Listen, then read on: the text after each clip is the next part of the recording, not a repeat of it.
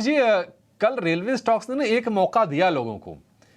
कई बार लोग होता है कि नहीं महंगा तो नहीं है, महंगा तो नहीं है, तो 10% सस्ता तो कल दिया। आज फिर से हम देख रहे हैं सुधार वाली प्रक्रिया में है। आपको लगता है कि कुछ कुछ जगहों पर वैल्यूएशंस अभी भी ठीक है या फिर थोड़ा सा सतर्क रहने की अभी भी जरूरत है? देखिए, अगर रेलवे कई महीनों से लगातार दौड़ लगा रहे हैं बुलेट ट्रेन की तरह अगर कहा जाए, तो कुछ ऐसे स्टॉक्स भी हैं जिसने पिछले महीने ही 50-50, 60-60% के रिटर्न दे दिए। वैल्यूएशन अपनी जगह में थोड़े से स्ट्रेच नज़र आ रहे हैं अगर मौजूदा अर्निंग्स के साथ डिस्काउंट किया जाए तो। लेकिन ये बात अपनी जगह तय है कि नए प्रोजेक्ट्स आ रहे हैं, फिर वो चाहे रजिस्ट्रेशन मॉडर्नाइजेशन के हो, नए लॉन्चेस, नए रूट्स के लॉन्चेस के हो, वैगन्स के नए ऑर्डर्स आ रहे हैं। इस तरह के कई नई चीज़ें हो रही हैं, जिससे आने वाले 2-3 साल तक इनकी वर्किंग लगता है कि अच्छी ही रहेगी। अब रहा वैल्यूएशन का सवाल और या अभी नहीं लेने का सवाल, तो मैं समझता हूँ कि इस वक़्त अगर कहा जाए तो 2-3 स्टॉक ऐसे हैं जो अभी भी वैल्यूएशन में थोड़ा-सा कम्फर्ट दे रहे हैं। उसमें पहला टेक्सरेल का नाम रहेगा जो कि वैगन बनाती हुई कंपनी है, जो मुझे लगता है कि आगे आने वाले दिनों में बहुत अच्छा रिटर्न दे सकती है। मौजूदा स्तर से कम 15 से 20% का रिटर्न आगे आने वाले 6 से 9 महीने में दे सकती है। और दूसरी आईआरसीटीसी का रहेगा। अगर आईआरसीटीसी की बात की जाए तो चारों डिवीज़न फिर चाहे इनके रेल नीर के हो, केटरिंग के हो, टिकटिंग के हो या टूरिज़्म के हो, चारों अच्छे चल रहे हैं। FY 23 के इनके नंबर्स ऑल टाइम हाई पे आए थे। अभी जैसे वंदे भारत की बात हो रही थी, तेजस और वंदे भारत की जो नई रूट्स या नए स्लीपर कोचेज़ वगैरह जो आ रहे हैं, तो उसके इनसे बेनिफिशियल है। रिसीवेबल डेज़ इनके कम हो गए हैं। एक्सपेंशन कर रहे हैं रेल नीर में, जो कि अभी 15 लीटर पर डे का है, उसको 18.5 लीटर कर देंगे अगले 2 साल में। टिकट और वाटर में तो इनकी मोनोपोली है अगर अब देखा जाए। टूरिज्म पैकेजेस को पॉजिटिव रिस्पांस मिला है, ज़ोमैटो के साथ करार किया है, फुल कोच बुकिंग कह लीजिए, नॉन रेलवे केटरिंग की बात कर रहे हैं, डेट फ्री बैलेंस शीट है। और सबसे अच्छी बात है कि जो पूरे रेलवे शहरों ने दौड़ लगाई, वहाँ अभी इसने अभी स्पीड पकड़नी बाकी है।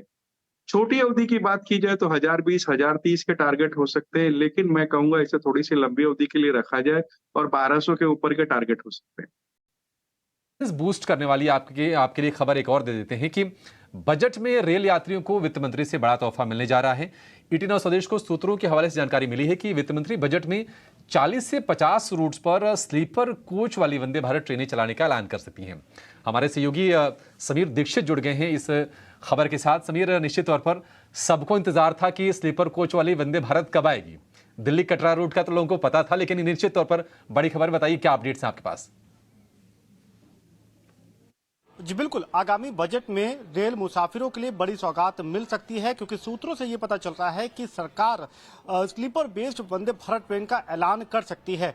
पहला प्रोटोटाइप स्लीपर बेस्ड वंदे भारत ट्रेन का संभावित तौर पे मार्च 2024 में, यानी कि अगले 2 महीने में ट्रैक पर आ सकता है। और ये भी पूरी संभावना है कि जो पहला स्लीपर बेस्ड वंदे भारत ट्रेन होगी, इसको प्रधानमंत्री हरी झंडी दिखा सकते हैं और ये जम्मू से दिल्ली रूट पर चलाई जा सकती है। जम्मू को लेकर के इसलिए महत्व दिया जा रहा है क्योंकि वहां पर एक बड़ा इंफ्रा प्रोजेक्ट है रेलवे का, जो लगभग समाप्त हो गया है, वो कंप्लीट हो गया प्रोजेक्ट। अब उसके इनॉग्रेशन की डेट नजदीक आ रही है और अगर ये इसमें पीएम खुद शामिल होते हैं इस इनॉग्रेशन में, तो संभावित तौर पे जो देश की पहली स्लीपर बेस्ड वंदे भारत ट्रेन होगी, उसका प्रोटोटाइप जम्मू से दिल्ली के बीच चलाया जा सकता है। लेकिन बजट में इसकी पूरी संभावना है कि तकरीबन 40 से 50 स्लीपर बेस्ड वंदे भारत ट्रेन का ऐलान किया जा सकता है।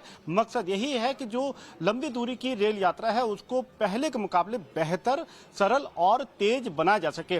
जो वंदे भारत ट्रेन स्लीपर बेस्ड होगी, ये 160 किलोमीटर प्रति घंटे की रफ्तार से दौड़ने में सक्षम होगी। और जो संभावित रूट जिस पर रेल मंत्रालय फिलहाल विचार कर रहा है, उसमें दिल्ली चेन्नई एक रूट है, इंदौर अहमदाबाद रूट है, इसी के साथ दिल्ली जम्मू जैसा हमने जिक्र किया, यही नहीं दिल्ली प्रयागराज रूट है, जिसपे फिलहाल गंभीरता से चर्चा की जा रही है। हालांकि कौन से रूट फाइनल होंगे, ये अंतिम फैसला तो प्रधानमंत्री कार्यालय को करना है, लेकिन रूट पर एक प्रस्तावित तौर पर जो चर्चा है वो रेलवे के सामने इस वक्त जरूर है। और ये माना जा रहा है कि वित्त वर्ष 2024-25 में रेलवे कोशिश ये करेगा कि पहले प्रोटोटाइप के बाद में कम से कम 30 से 50 स्लीपर बेस्ड वंदे भारत ट्रेन को पटरी पर उतारा जा सके, जिससे लंबी दूरी की जो रेल यात्रा है, 500 किलोमीटर से अधिक की जो रेल यात्रा है, उसको और तेज बनाया जा सके। और ये जो नए जमाने की वंदे भारत ट्रेन होंगी, इसमें यात्री सुविधाओं के लिहाज से अगर बात करें तो तमाम आधुनिक सुविधाएं मौजूद होंगी, जिससे आपका जो ट्रैवलिंग एक्सपीरियंस है वो काफी बेहतर बनाया जा सकता है। अभी अगर टेंडरिंग प्रोसेस के हिसाब से बात करें तो 120 Vande Bharat train sleeper based based बनाने का टेंडर हाल ही में आरबीएनएल और रशिया की टीएमएस कंपनी को सौंपा गया था। ये जॉइंट वेंचर है और इस तरीके से और भी टेंडर आने वाले वक्त में हम रेलवे की तरफ से जारी होता हुआ देख सकते हैं। ठीक है, शुक्रिया समीर। निश्चित तौर पर जो केबिन एक्सपीरियंस होगा ना वो बड़ा कमाल का होगा। आप जब ये खबर बता रहे थे ना तो मेरे मन में उत्सुकता थी कि आखिर दिखता कैसा है वंदे भारत ट्रेन का जो स्लीपर कोच है। तो जो तस्वीरें मैं देख रहा हूँ समीर, बहुत ही लाजवाब है ये, मतलब कमाल है। आप उसमें मतलब बैठ के डिजिटल एक्सपीरियंस है, एक अलग एक्सपीरियंस है। आमतौर पर राजधानी शताब्दी ट्रेनों में तो लोग सफ़र करते हैं, लेकिन उससे कहीं ज़्यादा बेहतर ये चीज़ होगी।